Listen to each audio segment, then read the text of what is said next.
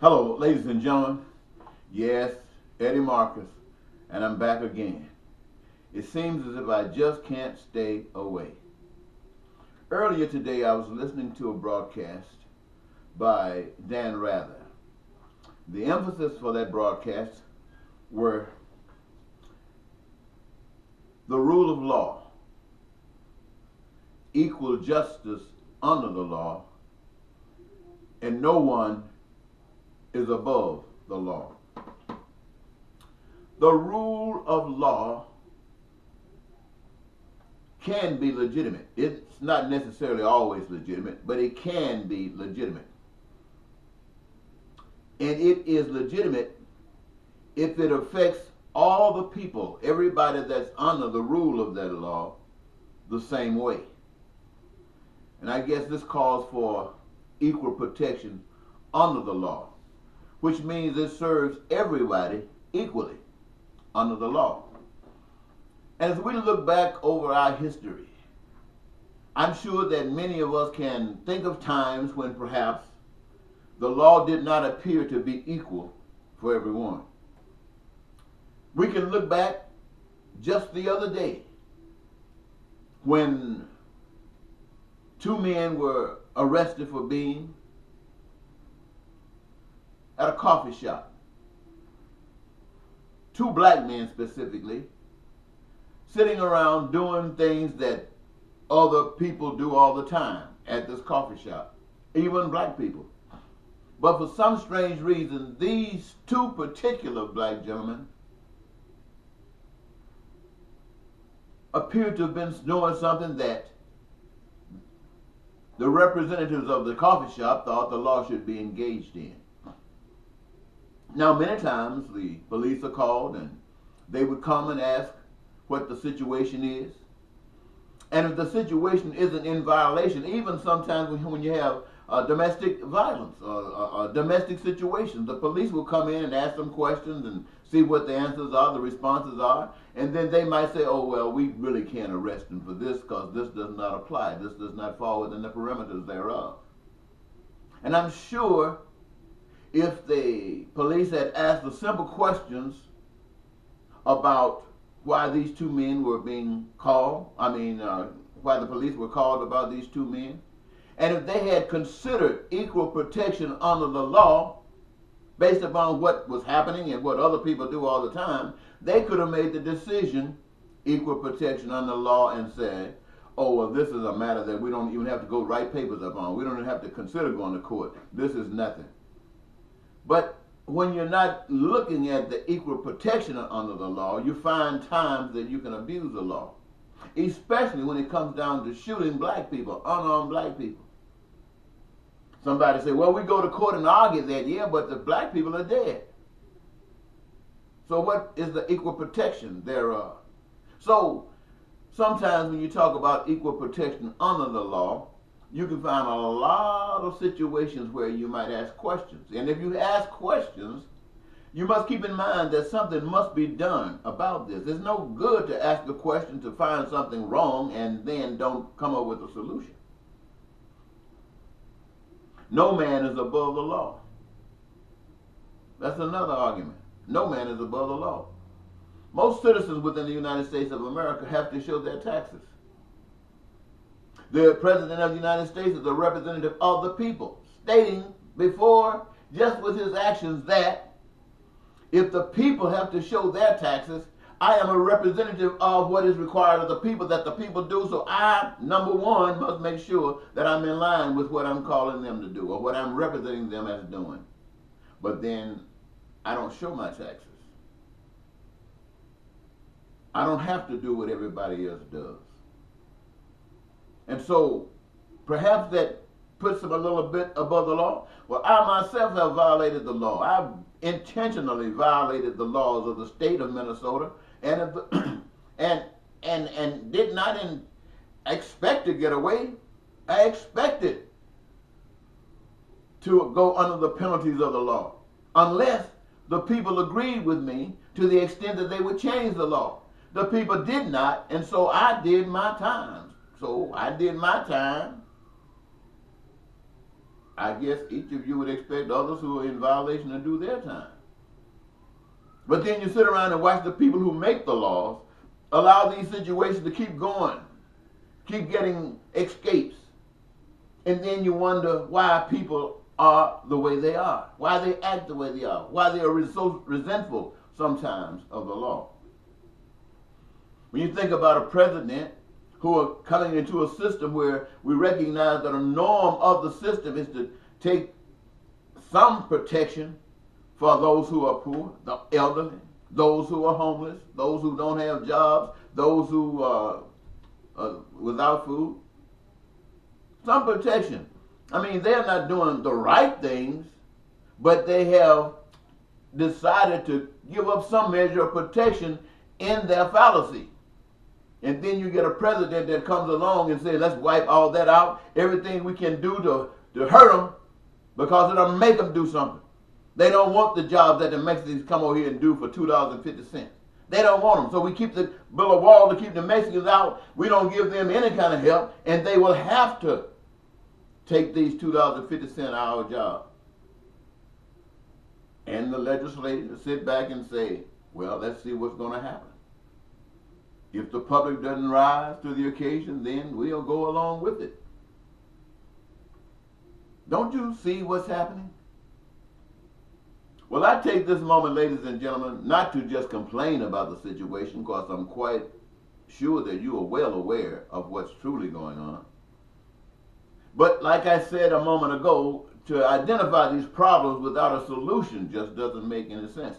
Since I'm focusing on these problems, let me share with you what I have considered as some solutions. Now, these solutions to me are bona fide, so I personally would like to say that they came from the Spirit of life. They came from God Almighty. But so many people don't believe in God. Maybe I can get away with the Spirit. And if I can't get away with that, then I'll just say the person that I am that I am. And I cite these, my friends and sisters and brothers of this country and of the world, as being solutions. You can agree or disagree, but I hope you agree. So let's deal with this poverty and the effects of it. Let's first of all recognize that none of us know of a human being that had anything to do with this creative process that unfolded an earth. I believe we can all agree with that. I didn't do anything to add to any part of the earth's creation, and I'm sure you didn't either. We recognize that within the earth, or on the earth, or above the earth, but here somewhere associated with the earth, are all of the resources that have been necessary to create all that we have determined are essential for our survival. And so many things above that and beyond that comes from the earth. We had nothing to do with those resources. They were given just as the earth is given. I'm sure we would agree with that. And each of us are existing here on this earth because of what? A process that was instituted in the beginning that established a human being as a human being, and within that human being, an ability to procreate so that the earth could be fulfilled with as many human beings as the people brought forth. And that is a process that's happening, always been happening. It is happening today, and I don't think any of us would disagree with that. But now, within each of us is a specific, something, we always say that each of us are unique. And in this uniqueness, there is a gift that is given to each of us. A gift that calls on us to want to do something in this body, in this life, at these times. A special gift. That if we are able to apply these particular gifts, as said by those who have been able to do that, it is our greatest reward. It is our greatest joy. And to think, they say, that you get paid for doing what you love doing. Now, everybody having that gift, to exercise it, to have the ability to engage within a creative process, where that all of us have a reason and an ability and does engage our gifts in this process of creating all of the things that exist. Now, I know some of us say, well, some of us are too old to work. They don't have to do that work. Some of us are incapacitated and we're not able to do just any work, but perhaps the work we love doing, we might still be able to do. And if we can't do it, let it be we can't do it, not somebody prevents us from doing it. So what are we creating? Well, what do we create today? First of all, we focus on those things that are essential for survival. Food, clothing, shelter, education, and health care. Now look at these things here I just mentioned. Healthcare providers are responsible, especially if they love it, to protect everyone from sicknesses and diseases and to treat them when they come into contact with these things and need treatment. This is their gift and this is their service to humanity. Same thing for educators. They work the same way. They're in the field because they love doing it. They have the gift and the opportunity.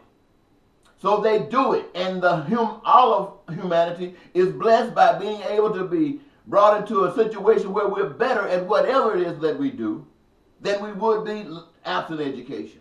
This is their duty. And here are those who talk about homeless. Now we're talking about having the ability to make sure that everybody's housed. Yes, housed, got some kind of living facility. Done by people who got the gift of building homes, shelters of all various sorts.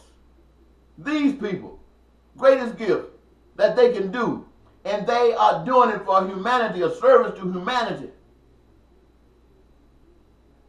Same thing for farmers who create the food and the like. Doing it for a service, something that they've been given a gift to do. They love doing it. They're happy as they can be because they're doing it. And they are servicing the people, and nobody's hungry. Now let's look at this. All of these servants, all of these people, engaging themselves in the process of meeting the needs, the wants, and the desires of people. Everybody playing a role.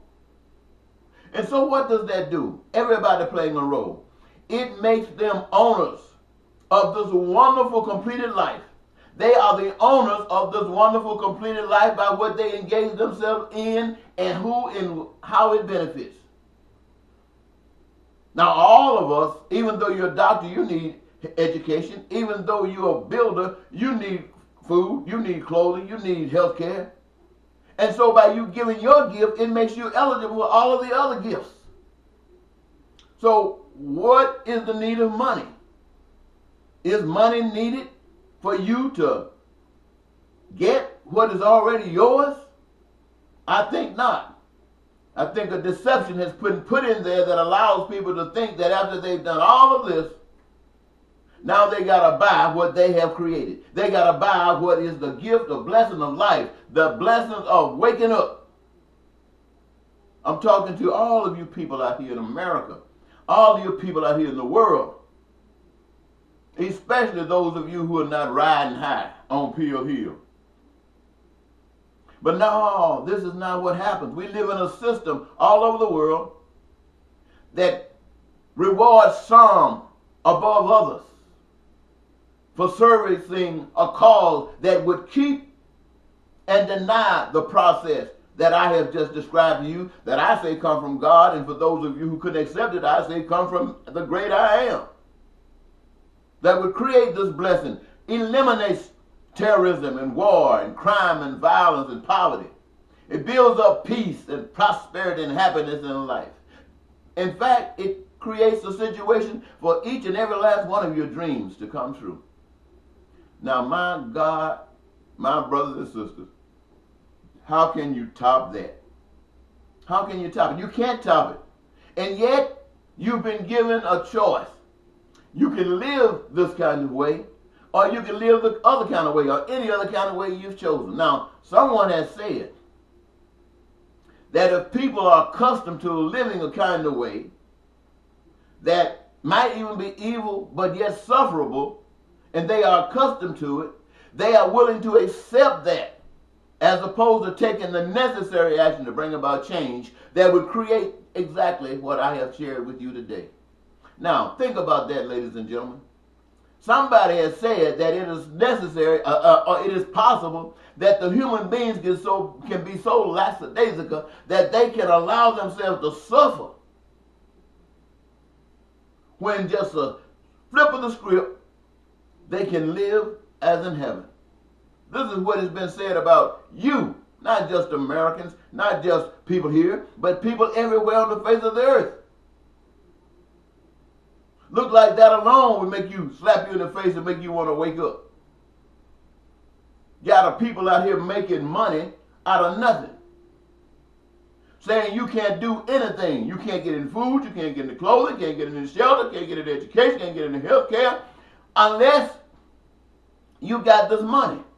And the money goes to people who have swindled you and took all the resources and claim them as their own and say you have to get a job to do this, whether you like it or not, but you need the money. And the money created out of nothing. And everything that you want, you got to buy. And when you don't have enough money to buy the things that you need, want, or desire, you got to go into debt by borrowing. Borrowing. Now you got to pay the money back. In other words, you got to, your labor, your service that you rendered, you got to give that back. Now you got to give more to cover the interest. The interest which is still out of nothing. Ooh-wee. That looks like foolishness. But that is the way the world operates. And you say, well, there might be a God on high, some people. And you think that if there is a God on high, then that God should fix this thing. That God should fix this thing. But that God has given you the choice, given you the liberty for you to fix it if you don't want it. But in order for you to fix it if you don't want it, you've got to believe in something you can't see. You got to believe in the evidence around you that it is an indication that there is a power somewhere else other than man. Because man didn't make this earth. And water, and blood, and oxygen. Man didn't do that. So you got to believe in something else other than us.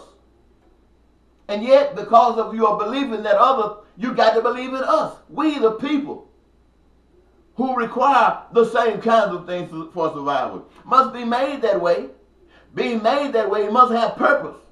And being given the gifts and the resources that we use to do the things that we do, we must guarantee and understand that all of us, at one time or another, need these resources. And there should be nothing that should prevent it from happening unless we don't know any better. And when you don't know any better, you can't do better. And so that's why I take my time to sit before you, to share with you the absolute truth that you haven't heard. Now, this might not be the ultimate truth, but it's much truer than the lie we've been following all our lives. Now, having said this to you, what are you going to do? Are you going to let your leaders of the world continue to abuse you as they've been doing? Just because they will threaten to kill you if you don't? That alone should let you know that the devil is running your show. You don't obey, we're going to kill you. You don't obey, we're going to put you in prison. What does that say about the leadership?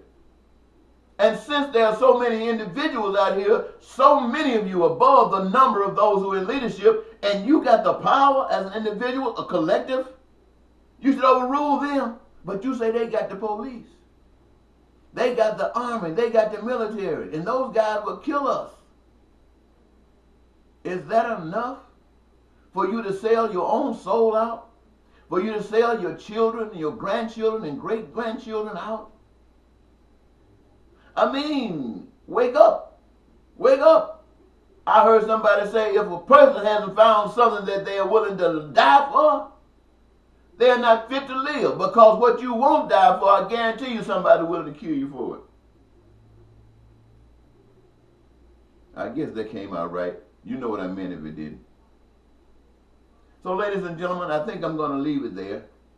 I just keep thinking about the United States of America and the people within this country, how they're split, how they're divided. I don't care what you hear on the one hand, there's another opposite. Up or down, all around. It seems as there's no agreement. A house split, divided, all against itself. People laughing at the others and others mad at the others, while we are still walking down this path, going straight down a rabbit hole that we don't even know what's at the bottom. I ask you, ladies and gentlemen, I know you're better than that. I know darn well you're better than that. Even you haters out there, you're better than that. And you lovers out there, you know what's going to happen once you take over. You're going to teach those haters how to love. You're going to teach those killers how to live and be happy in a life. You're going to do all of that. You're going to teach people like Putin and Trump and all these leaders around the world that kill people, dictators. You're going to teach them the essence of love. That's the greatness of being free. That's the greatness of being a lover. If we don't bend. So I'm asking you, ladies and gentlemen, when we think about the rule of law, we realize that even it has its limitation. When we talk about equal justice under the law, we recognize that there's a call that has not been met. And when we say that nobody is above the law, not just a man, but a race of people or a nation of people, no one is above what's right. Because if you're not doing what's right, you're not going to reap righteousness. And you are doing wrong, and that is going to be your fruit. So, I hope I've said something here. I hope I haven't wasted your time. Listening to me speak these things to you makes me feel real good, because I believe that somebody out there is listening. What is it going to cause you to do? I don't know. Many of you have heard Martin Luther King speak, and you benefited from whatever Martin Luther King was able to do, but everything else is just like it was. Many of you are listening to Farrakhan, you're getting all kind of information, and you stand up and applaud what he says, but you walk right back out in the community. That's the same community you walked out from. Nothing has changed. Many of you are going to church and you hear about the great story of Jesus and all these other big faith representatives that you are taught about. But you walk right back into a world that has done no change. It's like you're waiting on a miracle. And that miracle, ladies and gentlemen, is you. That miracle is you. Now you got to know that. Wake up to that and show that. Thank you so very much. This, once again, is Eddie Marcus, spokesman and advocate of basic human rights for all people. Bye-bye.